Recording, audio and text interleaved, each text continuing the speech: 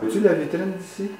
La vitrine. La vitrine sur laquelle tu travailles? D'ici, oui, de très loin, une petite partie. J'en vois une petite partie.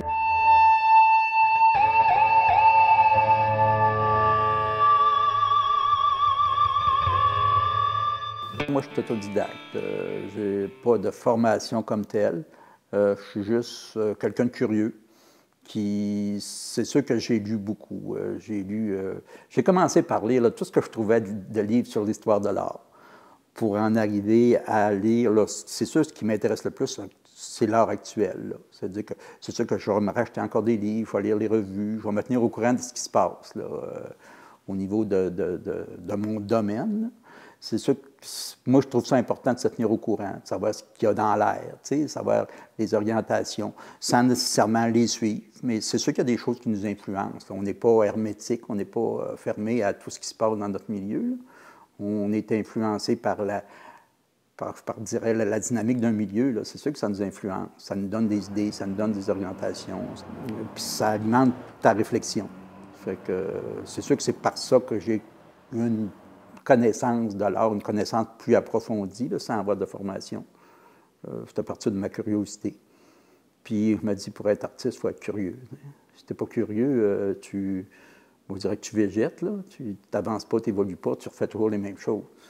Puis moi, j'aime ça que ça bouge, que ça se différencie, que ça ne reste pas en place.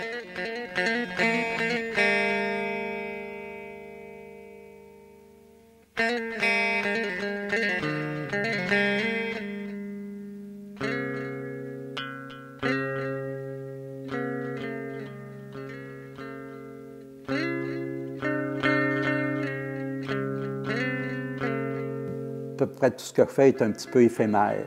En étant éphémère, il faut qu'il se passe de quoi. Il faut que ça naisse, que ça meure, que ça disparaisse, que ça revienne, que ça... Il y a comme un flot, là, une vie là, qui bouge. Là. Fait que c'est tout ça, à un moment donné, qui fait que tu deviens un artiste. Tu sais pas. Ben, c'est comme n'importe quel métier où tu as des prédispositions à certaines choses que tu développes. Ou que tu choisis de développer. Puis à un moment donné, en choisissant de les développer, tu te sens bien là-dedans, ça fait que tu continues. Avant que je change mes fenêtres, je ne la voyais pas. Depuis qu'ils ont changé mes fenêtres, ils sont plus à l'extérieur, ça fait que là, je vois ma vitrine. Je suis souvent dans ma fenêtre par rapport quand je dessine, parce que mes installations pour dessiner sont prêtes, ça fait que je fais un va-et-vient, parce qu'en dessinant, je bouge tout le temps. C'est rare que je vais m'arrêter puis je vais dessiner pendant des heures. Je vais dessiner quelques minutes, je vais bouger, je vais revenir. Fait que c'est toujours un va-et-vient. Je bouge beaucoup dans l'appartement quand je travaille ici. Qu'est-ce que tu prépares présentement? Actuellement, je travaille sur deux vitrines qui sont situées sur la rue Richelieu. C'est deux vitrines qui sont situées en face de la galerie Action Art Actuel. C'est le local où Action va déménager fin juin, début juillet. Donc, cet espace de temps-là, de mars à fin juin, les vitrines étaient libres.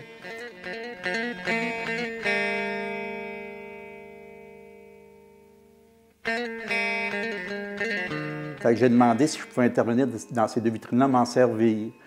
Je fais une intervention qui évolue.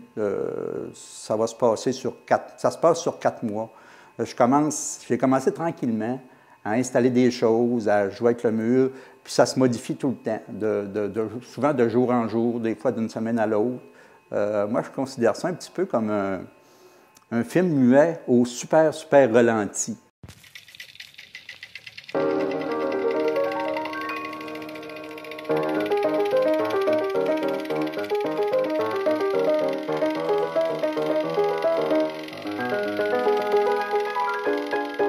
Il se rajoute une image par jour ou une image aux 2 jours. Donc, c'est très, très ralenti, mais ça bouge tout le temps. Il y a une suite. C'est une suite d'objets, une suite d'images.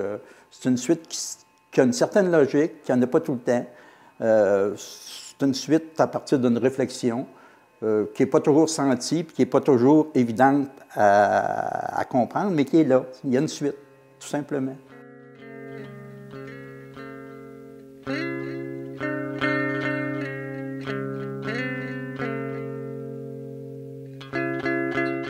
Je n'ai pas toujours fait de l'art éphémère. C'est un cheminement.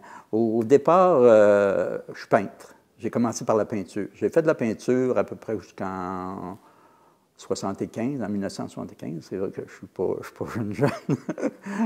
Après ça, j'ai passé plus aux 3 dimensions, plus à la sculpture. J'ai fait quand même des sculptures. Tu en as aussi dans ces sculptures-là, tu en as dans Saint-Jean. Tu en as quelques-unes. Après ça, c'est venu, là, après ça, j'ai commencé à travailler avec des matériaux de récupération, faire des assemblages, de jouer avec des objets. C'est des cheminements qui se font tranquillement, là, avec le temps.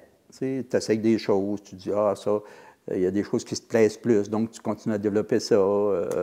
C'est pour ça qu'à un moment donné, j'ai lâché la peinture, j'ai lâché la sculpture comme telle, mais c'est sûr que je me sers toujours un petit peu de ces choses-là, parce que je dis que je ne fais plus de sculpture, mais je fais encore quand même des objets que je façonne, mais qui sont temporaires, qui n'ont pas nécessairement une vie. Je vais faire plus des assemblages, des objets que je vais assembler ensemble.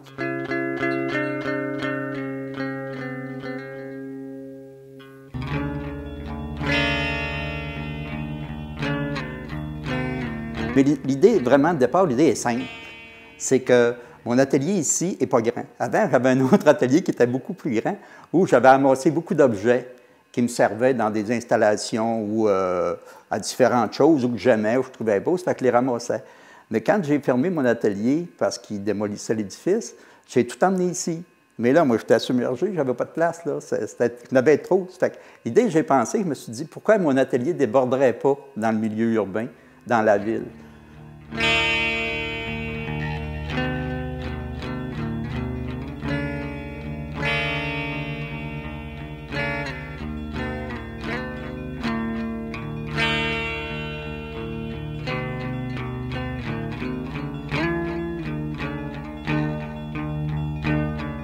Fait que j'ai commencé à prendre mes objets, les assembler, puis à les déposer à différents endroits. Sans m'occuper de les identifier, c'est de là que ça part. C'est des choses qui sont éphémères, qui sont là, c'est des surprises, c'est des hasards. Le monde tombe dessus ou il ne tombe pas dessus. Ils pensent que c'est des choses abandonnées ou des choses perdues, ou ils pensent qu'ils veulent. Pour moi, ça n'a pas d'importance. Pour moi, c'est plus le processus. Le processus de partir de mon appartement, puis que ça déborde sur le milieu urbain, dans la ville, n'importe où, n'importe comment. Puis il n'y a pas, je ne fais pas un suivi là-dessus non plus. Moi, quand je les dépose, je prends des photos, je mets un petit texte souvent avec, des petites réflexions qui m'ont passé dans la tête, puis je me le mets sur mon blog. Mon nom ne paraît pas nulle part, il n'y a aucune identification des vitrines, les objets, les choses. C'est déposé là, c'est tout.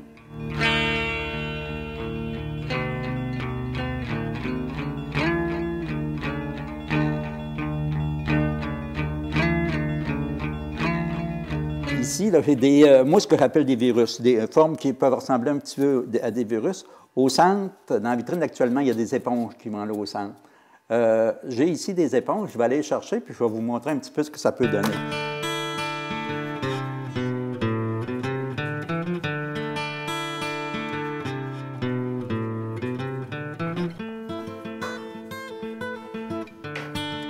Bon, ici, j'ai des éponges qui sont peut-être pas de la même couleur que ceux dans la vitrine, mais qui vont donner quand même une idée de ce que peut donner les bidules en carton avec les éponges au centre. Dans ma vitrine actuellement, j'ai 3 tours en éponges qui contiennent chacun 16 éponges. Mais mes éponges sont disposées comme en spirale, ils tournent. Ça fait comme une torsade, là. Mais c'est assez fragile souvent, là, comme je n'ai une de tomber. Là. Quand il tombe, ce que je vais faire, c'est que je vais prendre les éponges 3 par 3. Je vais les attacher ensemble avec un élastique. Là, je vais chercher un élastique. Ça fait que chaque éponge 3 par 3 va être attachée ensemble. Et après, vont être disposées au centre de ça, ce qui va donner une forme... qui va donner ça. Mais les couleurs ne sont pas les mêmes, là, mais c'est ça. J'ai essayé d'avoir une variété de couleurs, des couleurs assez flash, là, des couleurs qui ne sont pas très naturelles. Mais pour moi, c'est comme dans ma tête, c'est des virus. Le monde, ils penseront ce qu'ils voudront. Ça va être dans la vitrine de droite. J'essaie de distinguer les 2 vitrines, que les 2 vitrines se différencient le plus possible. C'est pour ça qu'il y a des choses qui sont dans la vitrine de droite, là, il y a des ballons qui vont tout être emmenés dans la vitrine de gauche.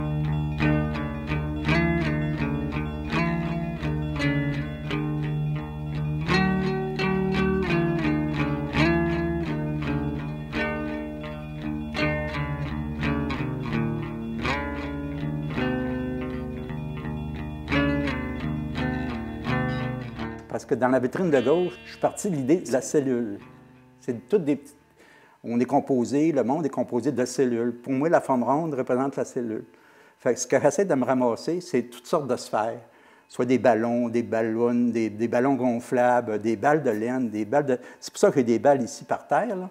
Je demande au monde, tous ceux qui ont des balles ou des sphères, que ce soit en n'importe quel matériau, que ce soit en plastique, en métal, en tissu, de me les donner pour que je les dispose dans la vitrine de gauche, pour que dans cette vitrine-là, il y ait le plus de sphères possible. C'est pour ça que j'ai un ballon d'exercice. Fait que la grosseur de la sphère n'est pas importante. Pour moi, elle peut partir de 2 pieds de diamètre jusqu'à une bille. Fait que j'essaie de disposer toutes sortes de formes rondes là, dans cette vitrine-là. Tandis que l'autre, plus des formes différentes, là, des formes plus libres. Fait que pour différencier aussi les deux vitrines. Fait que là, j'en suis là.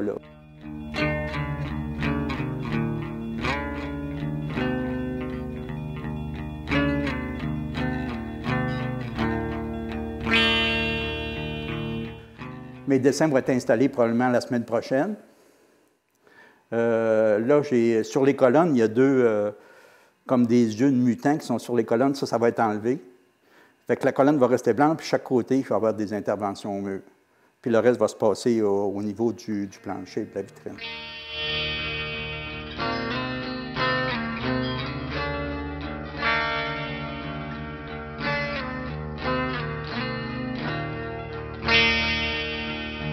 Aujourd'hui, c'est sûr que si vous n'aviez pas été là, ce que j'aurais fait aujourd'hui, ouais, c'est ça. J'aurais pris ces deux grands dessins-là qui vont être dans les vitrines, puis je les aurais revirés de bord. Parce que je les trouve qui ne donnent pas un bon effet en étant sur ce sens-là. Je veux que celui-là monte en haut sur ce sens-là, puis je le descende en bas à l'envers. Parce que je veux une continuité aussi dans les deux parties du dessin. C'est un dessin qui, au départ, n'était pas fait pour l'ensemble, mais que j'ai assemblé. Parce que je trouvais qu'il y avait une continuité entre un petit peu l'eau ici, le symbole de l'eau, puis l'arbre ici. Parce que l'arbre se nourrit de l'eau. Puis je trouvais qu'il y a l'ensemble. Mais pour ça, il faut que j'en mette un à l'envers. Ça fait que là, je l'ai assis sur ce côté-là, mais je trouve que ça ne donne pas ce que je voudrais. Ça fait qu'il faut les revire à l'envers pour voir ce que ça donne. Ça fait que je vais les faire du mur, puis je vais les remettre sur l'autre sens. C'est ce que j'aurais fait ce matin.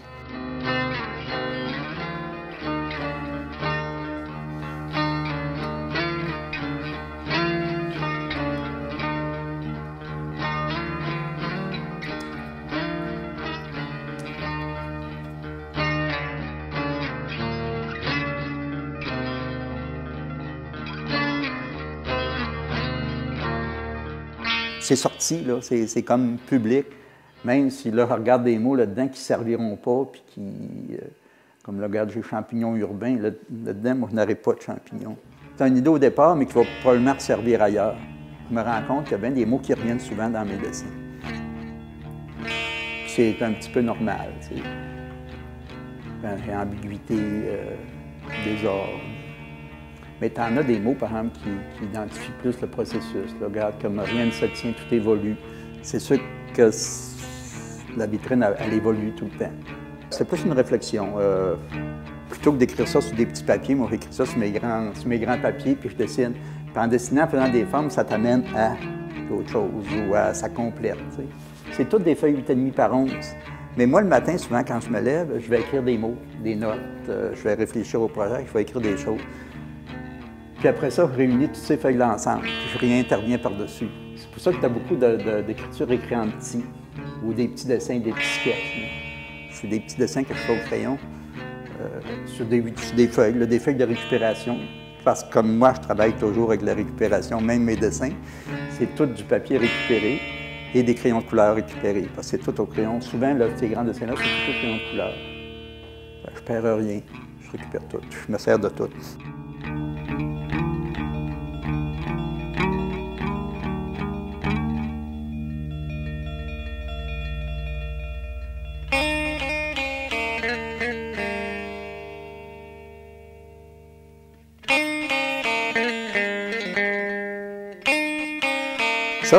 Ah, je ne sais pas ce que ça va devenir, ça.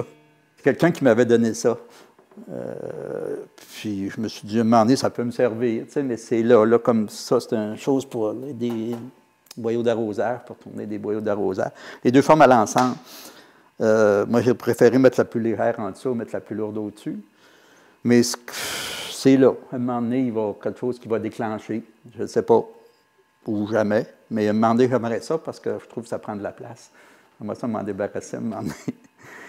Puis des pots, ben c'est des pots plus utiles parce que le joint est asséché, puis ça fait qu'ils ne peuvent plus servir. Ça fait que je les ai récupérés, je les trouvais beaux. Mais à un moment donné, je vais m'en servir aussi pour quelque chose, là. Un jour. Ils vont aller ailleurs. Ils vont disparaître avec d'autres choses ou combiner à d'autres choses, je ne sais pas. Il y a des drôles de hasard. Quand je les dispose autour, avec le nombre que j'avais, ça arrive juste pour faire le tour de l'objet. Il arrive, on aurait eu un de plus, puis il n'aurait pas rentré. Ou un de moins, j'aurais eu un trou.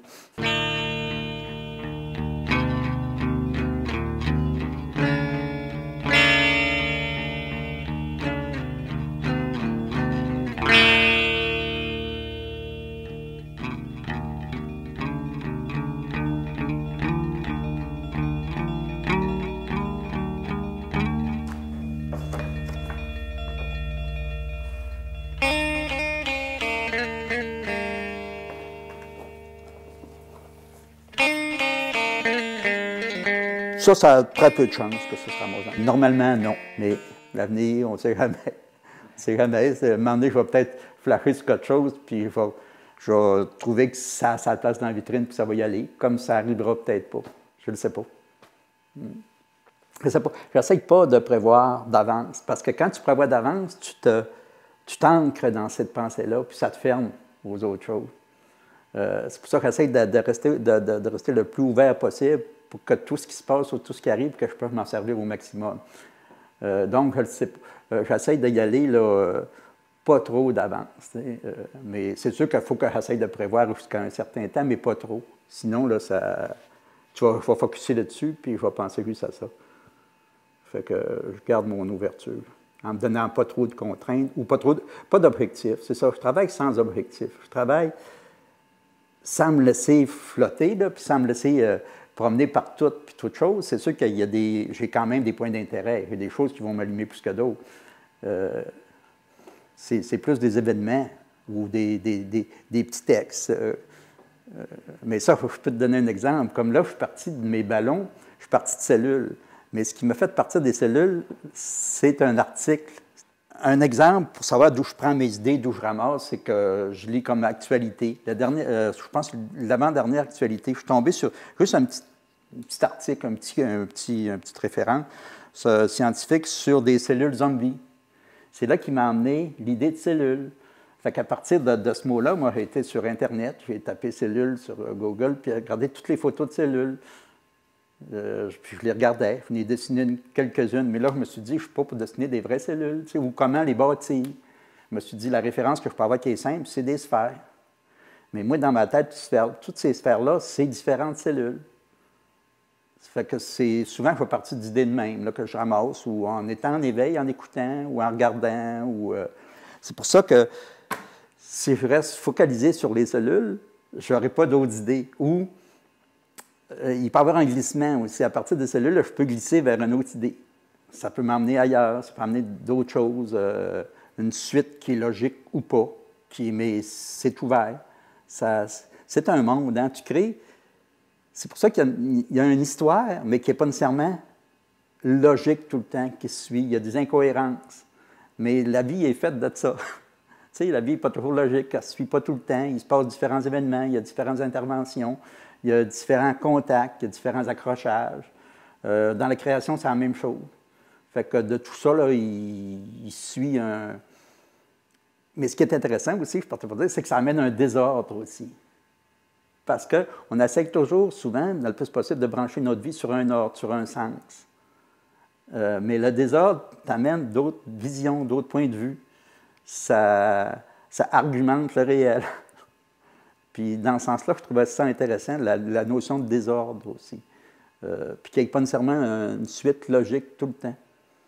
je me suis dit, dans la vie, on en a assez, là.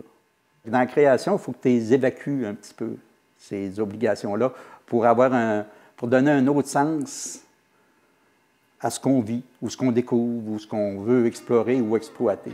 Il faut y aller un petit peu dans le désordre.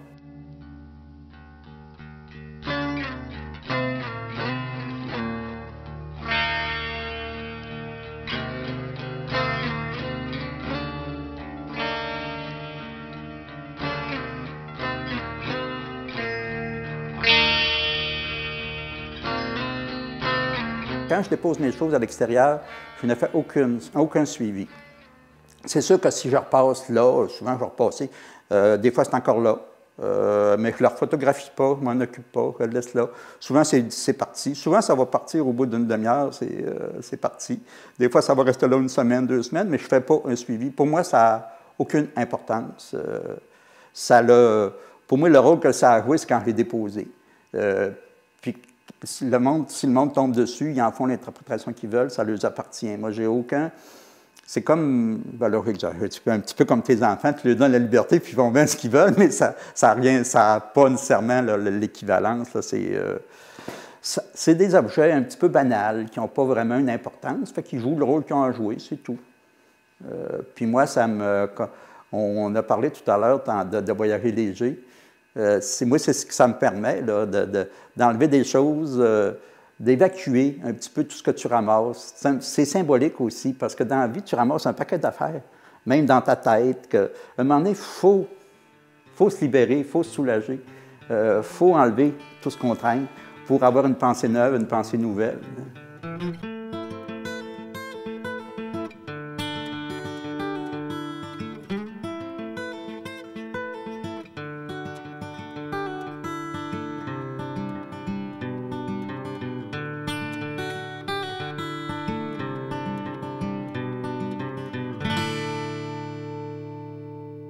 Oui, il y a des choses. Souvent, les personnes vont les ramasser ou. Ah oui, si sont laissés sur le trottoir. Sont laissés n'importe où, ou c'est quelqu'un qui pense que c'est une cochonnerie, puis il ramasse, puis il met dans une poubelle, je ne sais pas.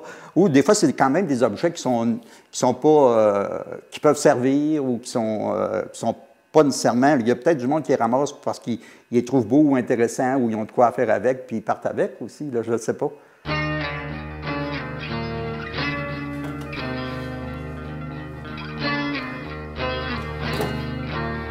Moi, au départ, tous mes objets, je vais privilégier le plastique.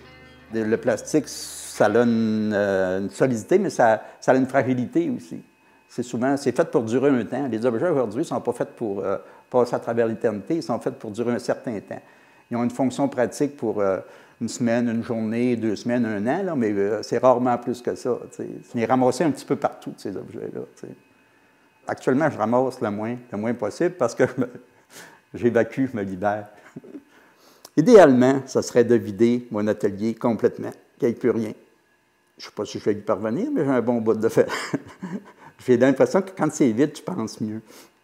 Tu n'es pas astreint à penser en fonction de l'objet. Là, ta pensée est plus nette, à part de rien, ou à part du milieu, ou à part de la vie, ou à part plus d'un objet.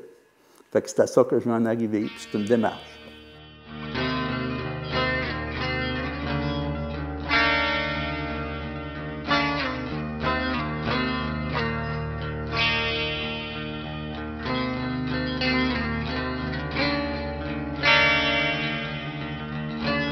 La base, carrément, de ma création, c'est la liberté.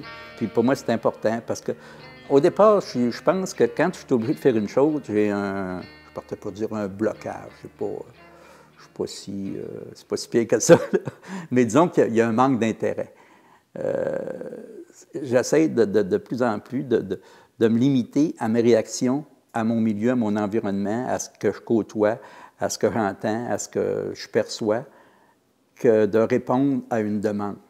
Je ne réponds pas à des demandes. Ça ne fait pas partie de mon cheminement. Moi, ce que j'aime, c'est faire des choses qui, à la base, m'attirent, m'intéressent, me permettent de découvrir, me donnent une liberté.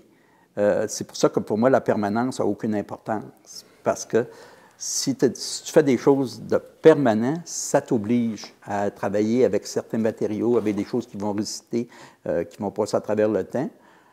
Puis, pour moi, j'ai aucun intérêt, je partais pour dire à polluer l'avenir, dans le sens, pour moi, ce n'est pas important que mes œuvres passent au travers à survivre à ma mort ou survivre dans les musées ou les galeries. Ils en ramassent déjà beaucoup, là, puis des bien meilleurs que moi. Ça fait que pour moi, là, je le fais, ça dure le temps que ça dure. Après ça, ça évolue. Ça passe à autre chose. Ou à un moment donné, ça va peut-être s'arrêter, ça, je ne sais pas. Pour l'instant, je me sens bien là-dedans. Ça continue à bien aller, puis ça continue à me stimuler. Puis je trouve ça important de continuer à dire ce que j'ai à dire. Mais peut-être que dans 6 mois, j'aurais peut-être plus d'intérêt ou plus de goût de le faire. Dans ce temps-là, j'arrêterai. Mais tant que ça me stimule, je vais continuer. Je me rends compte que je vieillis, que j'ai plus de 20 ans ou 30 ans. C'est quand tu passes à un certain âge, mais tu te dis, là, moi aussi, j'ai une fin, donc ce que je fais a aussi une fin. C'est tout, ça va ensemble. Là.